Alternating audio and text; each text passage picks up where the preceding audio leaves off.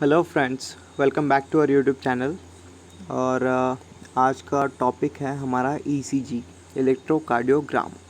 अगर ईसीजी पे कोई भी क्वेश्चन आता है तो इस क्वेश्चन को हम 6 पॉइंट्स के अंडर लिखेंगे।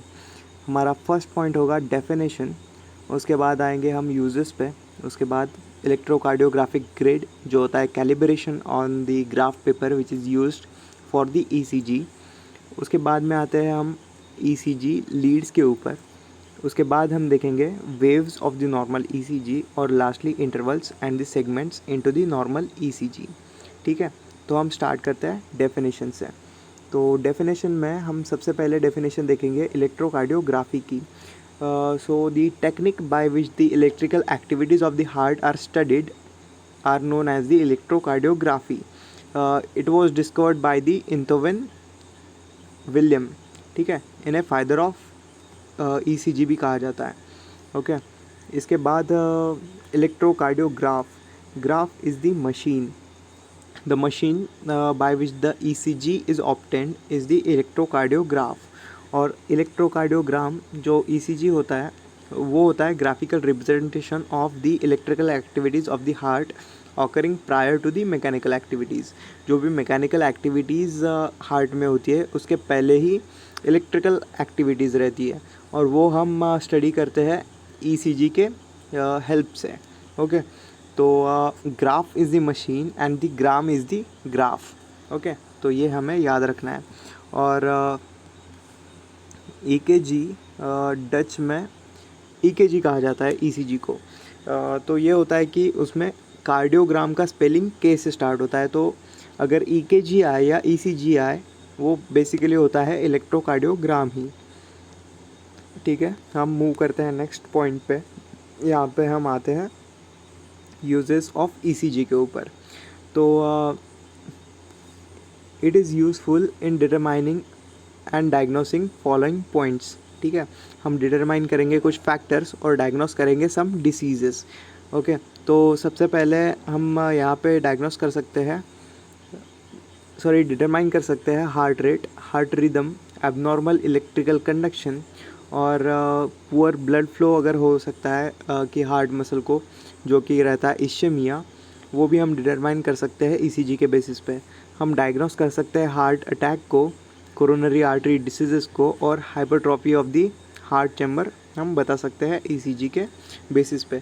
किसी को अगर चेस्ट पेन रहेगा या फिर कुछ हार्ट के रिलेटेड प्रॉब्लम रहेगा तो सबसे पहले डॉक्टर उनको क्या प्रेफर करेंगे कि आप ईसीजी करवाइए। तो ईसीजी से हम बहुत कुछ डिटरमाइन या डायग्नोस कर सकते हैं, इसी वजह से ईसीजी बहुत इंपॉर्टेंट पॉइंट है। इसके बाद आते हैं कि इलेक्ट्रोकार्डियोग्राफिक ग्रिड क्या होता है। इलेक्ट्रोकार्डियोग्राफिक ग्रिड ये होता है कैलिब्रेशन। तो कैलिब्रेशन किस चीज़ का, एक्स और वाई एक्सिस पे जो फैक्टर्स हैं उनका। ठीक है, तो जो पेपर रहता है ईसीजी में उसे हम कहते हैं ईसीजी पेपर, और ये एक सिंपल ग्राफ पेपर रहता है।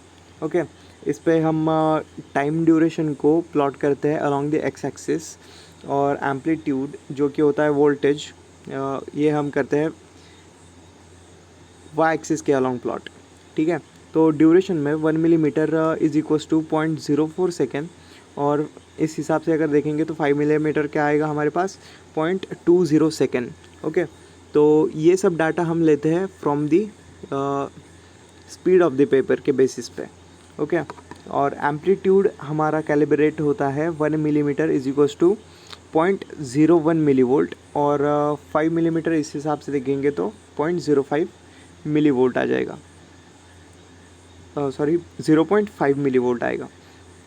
ओके, तो जो स्पीड ऑफ द पेपर रहेगा ईसीजी मशीन का वो रहता है नॉर्मली 25 मिलीमीटर पर सेकेंड, पर अगर किसी पेशेंट का हार्ट रेट बहुत ही ज़्यादा है तो वो हम इंक्रीज़ कर देते हैं स्पीड को 50 मिलीमीटर पर सेकेंड के ऊपर। ओके, तो ये सब था इलेक्ट्रोकार्डियोग्राफिक ग्रिड। तो इसके बाद में यहाँ पे एक नॉर्मल ईसीजी मैंने यहाँ पे लिया है। तो इसमें हम देख सकते हैं कि एक्स एक्सिस के अलोंग यहाँ पे टाइम प्लॉट करा गया है और वाई एक्सिस के अलोंग एम्पलीट्यूड। ओके, तो और हर एक इंटरवल के बाद हर फिफ्थ लाइन डार्कन है। तो ये था 5 मिलीमीटर के बाद का कैलिब्रेशन। ओके, यहाँ पे स्टार्टिंग में नहीं है, यहाँ पे 5 मिलीमीटर का गैप है, यहाँ पे भी 5 मिलीमीटर का गैप है। ओके, तो ये था एक नॉर्मल ईसीजी। यहाँ पे वेव्स भी बताई गई है। यहाँ पे आती है हमारी पी वेव, ये हमारा क्यूआरएस कॉम्प्लेक्स, और ये आती है हमारे पास लास्टली टी वेव। ओके, ये हम बाद में देखेंगे। इसके बाद में आता है हमारे पास ईसीजी लीड्स। ईसीजी लीड्स होते हैं बेसिकली इलेक्ट्रोड्स जो हम प्लेस करते हैं उस पेशेंट के बॉडी सरफेस पे कुछ पॉइंट्स के ऊपर, जो भी फिक्स होते हैं, और हम अटैच करते हैं इनको एक मशीन से, जो कि हमारा होता है इलेक्ट्रोकार्डियोग्राफ। ओके, तो इंथोवेन ट्रायंगल और इंथोवेन लॉ, अब इंथोवेन विलियम ने जब ये डिस्कवरी दी तो इसके बाद उन्होंने एक इंथोवेन ट्रायंगल एक थ्योरी दी और इंथोवेन लॉ दिया। इंथोवेन लॉ हम नेक्स्ट वीडियो में under the heading of vectors पढ़ेंगे, और इंथोवेन ट्रायंगल यहाँ पे मैंने ब्रीफली बताया कि होता क्या है। तो it is an equilateral triangle that is used as a model of the standard limb leads used to record the ECG. तो ये एक बेसिकली इक्विलैटरल ट्रायंगल होता है जिसके बेसिस पे हम वेक्टर्स को मैनिपुलेट करके ईसीजी रिकॉर्ड करते हैं, और इस ट्रायंगल के सेंटर में हम एज्यूम करते हैं कि हार्ट प्रेजेंट है। So it is basically an equilateral triangle, कुछ ऐसा आएगा और यहाँ पे हार्ट प्रेजेंट रहेगा, और ये 3 पॉइंट रहेंगे हमारे end of root of the limbs. तो electrical potential generated from the heart appear simultaneously on the roots of the 3 limbs, और ये 3 लिम्स रहते हैं हमारे पास राइट आर्म, लेफ़्ट आर्म और लेफ़्ट लेग। ये बहुत ही बेसिक है, सबको पता होता है। ओके, इसके बाद आते हैं हम ईसीजी, जो उसके लीड्स होते हैं उसके बारे में। ECG is recorded into 12 Leeds of 2 types. ठीक है, तो सब मिला के रहते हैं 12 लीड्स, जो कि होते हैं सिर्फ 2 टाइप के।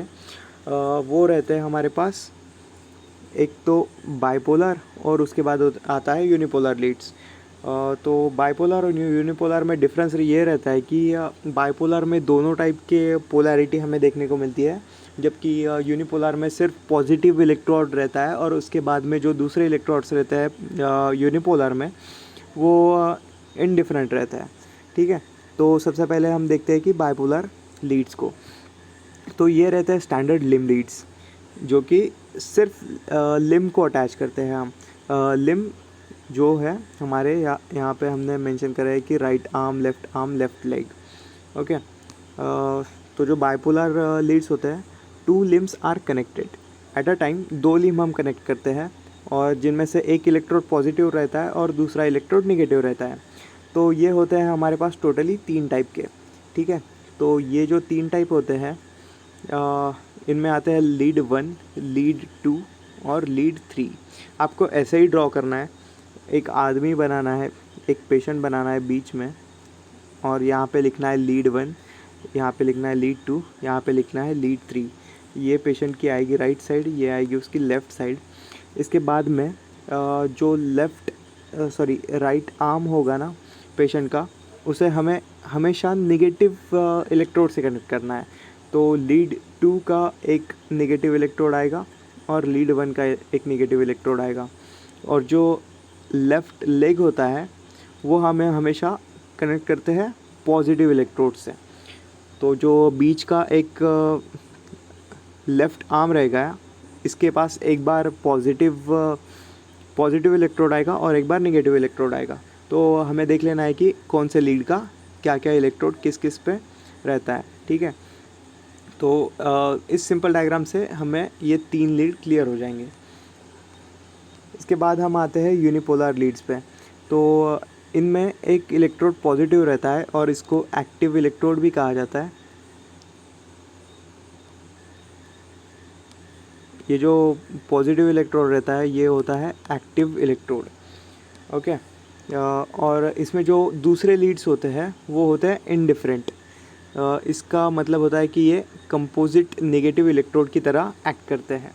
ओके, तो ये भी फर्दर होते हैं 2 टाइप के, यूनिपोलर लिम्ब लीड्स और unipolar chest leads, limb leads और चेस्ट लीड्स। ठीक है, तो यूनिपोलर लिम्ब लीड्स जो होते हैं वो होते हैं 3 टाइप के।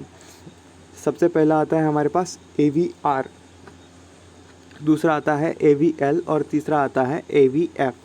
ठीक है, तो ये जो लास्टली यहाँ पे हमें RLF दिया है, तो ये होता है on the basis of the site eight which the active electrode is attached. Okay, तो AVR में एक्टिव इलेक्ट्रोड हम लगाते हैं राइट आर्म के ऊपर, और AVL में एक्टिव इलेक्ट्रोड होता है लेफ़्ट आर्म के ऊपर, और AVF में होता है लेफ़्ट लेग या फिर लेफ़्ट फुट के ऊपर। यहाँ पे basically F represents the foot, यहाँ पे R represents the right arm, L represents the left arm.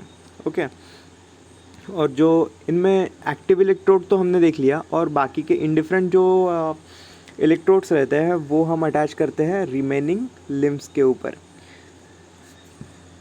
Okay, इसके बाद हम आते हैं यूनिपोलर चेस्ट लीड्स के ऊपर।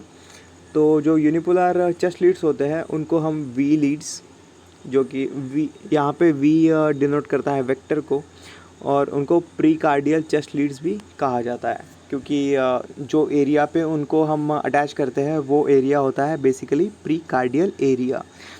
तो ये सब होते हैं हमारे पास टोटली 6 टाइप के, और इनमें हम active chest leads 6 different positions पे लगाते हैं, और जो इनडिफरेंट लीड्स होते हैं वो हम लगाते हैं हमारे 3 लिम्स के ऊपर। ये होते हैं हमारे पास V1, V2, V3, V4 और V5, V6। ठीक है, तो V1, V2, V3, V4, V5, V6 ये सब एक उनके जो भी पोजीशंस है जहाँ पे हम उनको अटैच करते हैं उनके बेसिस पे अलग अलग इन्हें हम डिफ़ाइन करते हैं। ओके, तो यहाँ पे जो V1 है, तो V1 हमारा आता है 4th इंटरकोस्टल स्पेस में राइट साइड में near the sternal margin. Okay, और जो V2 आएगा हमारे पास वो होता है सेम पॉइंट पे but at the left side, मतलब left 4th intercostal space near the sternal margin. V3 होता है V2 और V4 के बिटवीन, मतलब V4 का पोजीशन हमें पता है और V2 का पोजीशन पता है, इन दोनों के बीच में आएगा हमारा V3। V4 होता है हमारा लेफ़्ट 5th इंटरकोस्टल स्पेस में मिड क्लैविकुलर लाइन में, ये हमारा क्लैविकल आएगा। और फिर यहाँ से हम अगर इसके टोटल लेंथ के हाफ ऑफ दी लेंथ के एक परपेंडिकुलर ड्रॉ करेंगे तो वो आएगी हमारे पास मिड क्लैविकुलर लाइन, और इस पे 5th इंटरकोस्टल स्पेस में हम लगाएंगे V4 लीड। V5 लीड आएगा हमारा एंटीरियर एक्सिलरी लाइन में 5th इंटरकोस्टल लेफ़्ट स्पेस में। ओके, और जो V6 आएगा हमारा वो भी आएगा 5th intercostal space left side में, और ये इस बारी हम ये लीड लगाएंगे मिड एक्सिलरी लाइन में। आपको एंटीरियर एक्सिलरी लाइन और मिड एक्सिलरी लाइन क्लियर ही होगी। ओके, और ये ज़्यादा क्लियर होता है इस डायग्राम से। आपको ये डायग्राम भी ड्रॉ करनी है, मैंने सीधा बुक से इसको रेफ़र करा है। ठीक है, यहाँ पे ये जो भी है 4, 5, 6 ये आते हैं हमारे 5th इंटरकोस्टल स्पेस में लेफ़्ट साइड में, और ये जो 1 और 2 है ये आते हैं हमारा 4th इंटरकोस्टल स्पेस में राइट और लेफ़्ट साइड में रिस्पेक्टिवली, और जो हमारा तीसरा है वो आता है इन 2 और 4 के बीच में। ठीक है, तो यहाँ पे लिम्स ख़त्म होते हैं हमारे, लीड्स ख़त्म होते हैं हमारे। इसके बाद हम मूव करेंगे नॉर्मल ECG के वेव्स के ऊपर। तो जो नॉर्मल ECG होता है वो कंटेन करता है वेव्स, कॉम्प्लेक्सेस, इंटरवल्स और सेगमेंट्स को। ठीक है, तो यहाँ पे हम देखेंगे टिपिकल वेव्स, और टिपिकल वेव्स हम लेते हैं लिम्ब लीड 2 से। ओके, तो इसमें सबसे पहले वेव आती है हमारे पास P वेव। तो P wave is the positive wave और फर्स्ट वेव, और इसको हम एट्रियल कॉम्प्लेक्स भी कहते हैं। ठीक है, तो what are the causes due to which the P wave is generated? It is due to the depolarization of the atrial musculature। ठीक है, एट्रियल मस्कुलेचर का डीपोलराइजेशन P वेव जनरेट करता है। इसका ड्यूरेशन होता है 0.1 सेकेंड, एम्पलीट्यूड इसका होता है 0.1 to 0.12 मिलीवोल्ट। इसकी मॉर्फोलॉजी अगर हम देखेंगे तो ये होता है positive in lead 1, lead 2, AVF, V4, V5 और V6 में। ये होता है पॉजिटिव मतलब अपराइट, और ये होता है नेगेटिव इनटू द AVR, मतलब जो भी यूनिपोलर लिम्ब लीड हम लगाएंगे राइट आर्म को, इसमें ये आएगा इन्वर्टेड। इसके बाद में जो भी रिमेनिंग लीड्स है इसमें ये वेरिएबल रह सकती है। एक तो ये पॉजिटिव आएगी या फिर नेगेटिव या फिर बाईफेजिक और या फिर फ्लैट भी आ सकती है। इसके बाद में पी वेव के क्लिनिकल सिग्निफिकेंस हम देखेंगे। यहाँ पे ये चार्ट भी आपको ड्रॉ करना है क्लिनिकल कंडीशंस और वेरिएशंस इन पी वेव में। तो राइट एट्रियल एनलार्जमेंट ये क्लिनिकल कंडीशन में there is increase in amplitude of the P wave and it is pointed, ठीक है। और लेफ़्ट एट्रियल एनलार्जमेंट में यही वेव इंक्रीज दिखाती है इसके एम्पलीट्यूड में and it is broad based और एम शेप्ड, ठीक है। ये सब वेरिएशंस हमें दिखाई देंगे पी वेव में। इसके बेसिस पे हम डायग्नोस कर सकते हैं कि क्या क्लिनिकल कंडीशन है। एट्रियल एक्स्ट्रासिस्टोल में हम देख सकते हैं कि यहाँ पे डिक्रीज इन एम्पलीट्यूड और शेपलेसनेस दिखती है और followed by the compensatory pause, ठीक है। इसके बाद में जो टैकीकार्डिया आएगा हमारे पास उसमें ये हमें दिखती है इन्वर्टेड। एट्रियल फिब्रिलेशन में ये हमें एब्सेंट मिलती है। इसके बाद में जो भी साइनो एट्रियल ब्लॉक है और एविनोडल रिदम है, इसमें जो अपर नोडल रिदम होता है वो होता है इन्वर्टेड, मिडल नोडल रिदम होता है ये होता है एब्सेंट और lower nodal rhythm appears after the QRS complex, ठीक है। हाइपर कैलेमिया इसमें हमें डिक्रीज इन एम्पलीट्यूड या फिर एब्सेंट ही मिलती है पी वेव और हाइपोकैलेमिया में इंक्रीज इन एम्पलीट्यूड हमें दिखाई देता है। इसके बाद हम देखते हैं कि क्यूआरएस कॉम्प्लेक्स। तो क्यूआरएस कॉम्प्लेक्स इसे हम इनिशियल वेंट्रिकुलर कॉम्प्लेक्स भी कहते हैं। इसके बाद में हमारे पास फाइनल वेंट्रिकुलर कॉम्प्लेक्स भी आएगा जो होता है हमारा टी वेव। तो QRS complex is composed of Q wave, R wave और एस वेव। अभी इन वेव्स के बीच कोई ऐसा सेगमेंट नहीं रहता है, इसी वजह से हम इसको कॉम्प्लेक्स कहते हैं, ठीक है। तो क्यू होता है एक स्मॉल नेगेटिव वेव, उसके बाद आता है आर वेव जो होता है एक टॉल पॉजिटिव वेव और उसके बाद आता है एस वेव जो होता है स्मॉल नेगेटिव वेव। ये कुछ ऐसा दिखाई देता है, ओके। तो what is the cause of production of the QRS complex is the depolarization of the ventricular musculature, ठीक है। इनमें भी स्पेसिफिकली अगर देखें हम तो Q wave is produced due to the depolarization of the basal portion of the interventricular septum. तो ये हमारा आईवी सेप्टम आएगा। ये जो भी हमारा इंटरवेंट्रिकुलर सेप्टम है तो इसका बेस पहले जब डिपोलराइज होगा तो हमें मिलेगी क्यूब वेव।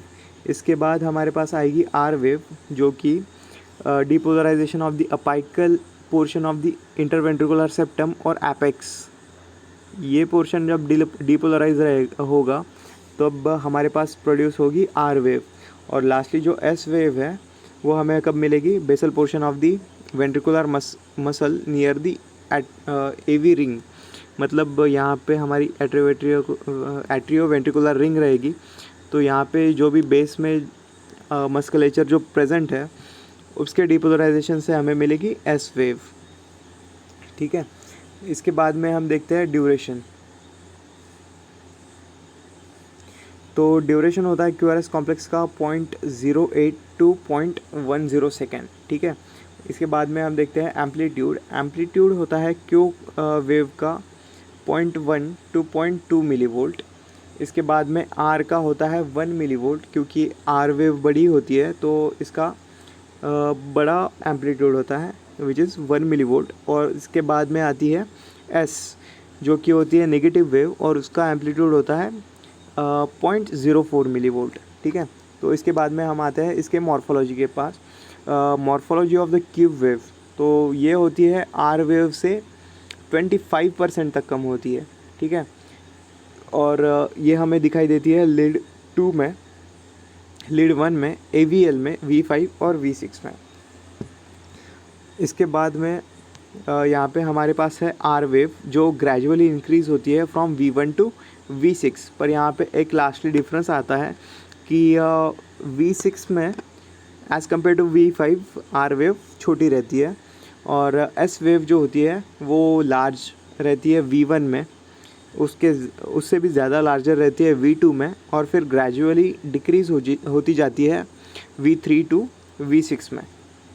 ओके, इसके बाद में इसका हम क्लिनिकल सिग्निफिकेंस देखेंगे कि हाइपर कैलेमिया में हमें QRS कॉम्प्लेक्स प्रोलॉन्ग दिखाई देता है, और बंडल ब्रांच ब्लॉक में ये प्रोलॉन्ग्ड और डिफॉर्म हो सकता है।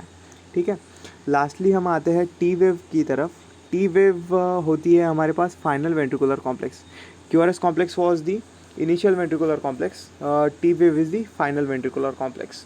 ठीक है, इसका कॉज होता है repolarisation of the ventricular musculature. इसका ड्यूरेशन होता है 0.2 सेकेंड, एम्पलीट्यूड इसका होता है 0.3 मिलीवोल्ट, और नॉर्मली ये होती है अपराइट। ठीक है, तो मॉर्फोलॉजी में हम देखेंगे कि ये होती है positive in lead 1, 2 and V5 and V6। Okay, और निगेटिव होती है AVR में, और जो रिमेनिंग है इसमें ये वेरिएबल मिल सकती है हमें। तो इसका क्लिनिकल सिग्निफिकेंस हम लास्टली टेबल में देखेंगे। इसके बाद आती है यू वेव। तो यू वेव होती है इनसिग्निफिकेंट वेव, ये हमेशा हमें नहीं देखने को मिलती है। ये प्रोड्यूस होती है due to the repolarization of the papillary muscles और पर्किंजर फाइबर से। ठीक है, इसका क्लिनिकल सिग्निफिकेंस हम देखेंगे। ये है टी वेव का क्लिनिकल सिग्निफिकेंस। जब एक्यूट मायोकार्डियल इश्चेमिया रहेगा, मतलब रिड्यूस्ड ब्लड फ्लो रहेगा, तो there is increase in amplitude, broad based and asymmetrical hyper acute T wave, ये हमें देखने को मिलेगी। हाइपर कैलेमिया में increase in amplitude and tented, इस शेप में हमें टी वेव मिलेगी। और फिर बहुत सारे hypokalaemia, myocardial infarction, pericarditis, left ventricular enlargement, hyperventilation और एंजाइटी और ओल्ड एज में हमें दिखाई देता है कि there is decrease in amplitude या फिर फ्लैट और इन्वर्टेड टी वेव हमें ECG में दिखाई देगी। इसके बाद में हम आते हैं clinical significance of the you wave पे। तो ब्रैडिकार्डिया, हाइपर कैल्सेमिया और थायरोटॉक्सिकोसिस में हमें ये जो वेव प्रोमिनेंटली दिखाई देती है। जनरली हमें यू वेव नहीं मिलती है, पर इन कंडीशंस में हमें दिखाई देती है। अगर if the patient is facing the hypokalemia, then there is very prominent U wave, और अगर मायोकार्डियल इश्चेमिया रहेगा तो there is U wave which is inverted। Okay, इसके बाद में हम आते हैं लास्ट पॉइंट पे, जो है हमारे इंटरवल्स और सेगमेंट ऑफ द ECG। तो देर आर बेसिकली 3 इंटरवल्स और 1 सेगमेंट। ठीक है, तो सबसे पहली जो इंटरवल है वो आता है हमारे पास PR इंटरवल। तो PR इंटरवल ये रहता है duration between the onset of P wave and onset of the Q wave. मतलब P वेव जब स्टार्ट होने से पहले और ये ख़त्म होता है Q वेव स्टार्ट होने से पहले, इसको PR इंटरवल कहा जाता है, पर ये Q वेव से रिलेटेड है। ठीक है, तो इसका ड्यूरेशन होता है 0.08 सेकेंड, 0.18 सेकेंड, और इसका एवरेज है हमारे पास 0.12 या फिर 0.20 सेकेंड। और ये अगर 2 सेकेंड से 0.2 सेकेंड से अगर ज़्यादा रहती है तो इसे कहते हैं AV नोडल डिले। ओके, इसके बाद आता है हमारे पास QT इंटरवल।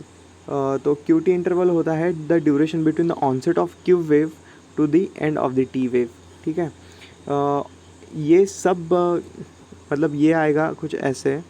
पहले हमारे पास आएगी Q वेव, इसके बाद आएगी हमारे पास R वेव, इसके बाद फिर से आएगी हमारे पास QRS वेव, और इसके बाद हमारे पास आएगा T वेव। ठीक है, यहाँ तक। तो जो QT इंटरवल होता है ये होता है पूरा का पूरा यहाँ से यहाँ तक। तो ये हमें टोटली रिप्रेजेंट करता है वेंट्रिकुलर डीपोलराइजेशन एंड रीपोलराइजेशन, मतलब टोटल वेंट्रिकुलर एक्टिविटी। कौन सी एक्टिविटी? Electrical activity. ओके, इसका ड्यूरेशन रहता है हमारे पास 0.4 to 0.42 सेकेंड तक। ठीक है, तो PR इंटरवल आया हमारे पास सबसे पहले, उसके बाद में आया हमारे पास QT इंटरवल, और इसके बाद हम पढ़ते हैं RR इंटरवल। तो बेसिकली RR इंटरवल होता क्या है? तो the time interval between the two successive R waves, मतलब कुछ ऐसे ऐसे समझो, सॉरी, अगर ये आया हमारे पास पहली आर वेव, इसके बाद टी वेव, और फिर से P wave and then Q R S complex, तो इन दोनों के बीच में जो भी टाइम रहेगा ये होता है आर आर इंटरवल, ठीक है। तो जो आर आर इंटरवल होता है वो कुछ सिग्निफिकेंस उसका होता है हमारे पास।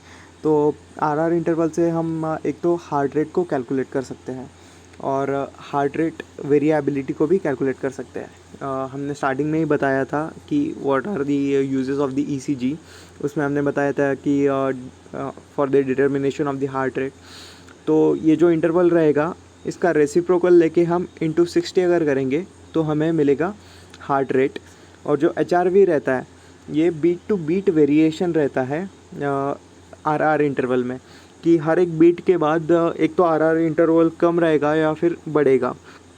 ओके तो आर आर इंटरवल कम होता है ड्यूरिंग इंस्पिरेशन और आर आर इंटरवल बढ़ता है ड्यूरिंग द एक्सपिरेशन। और इस फिनोमिनन को हम कहते हैं रेस्पिरेटरी साइनस अरिथमिया। ओके तो इसका सिग्निफिकेंस ये होता है कि एच आर वी डिक्रीज़ हो जाता है कार्डियोवैस्कुलर डिसफंक्शन में, डायबिटीज़ मेलिटस में, और कुछ साइकियाट्रिक कंडीशंस में जो हम कह सकते हैं कि पैनिक या फिर एंजाइटी में। ओके और लास्टली यहाँ पे हमारे पास आता है एस टी सेगमेंट। तो एस टी सेगमेंट क्या होता है कि the time interval between the end of S wave and onset of the T wave, ठीक है। तो ये एक आइसो इलेक्ट्रिक पीरियड रहता है, आइसो इलेक्ट्रिक लाइन रहती है।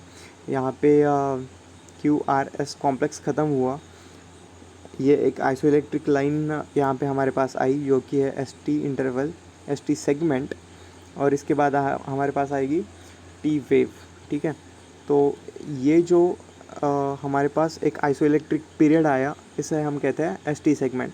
और there is a one point which is the J point.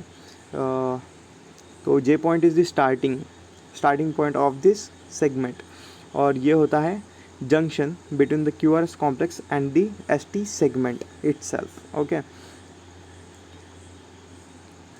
तो ये था हमारा एस टी सेगमेंट। इसके बाद में हम आते हैं इंटरवल और सेगमेंट के क्लिनिकल सिग्निफिकेंस पे।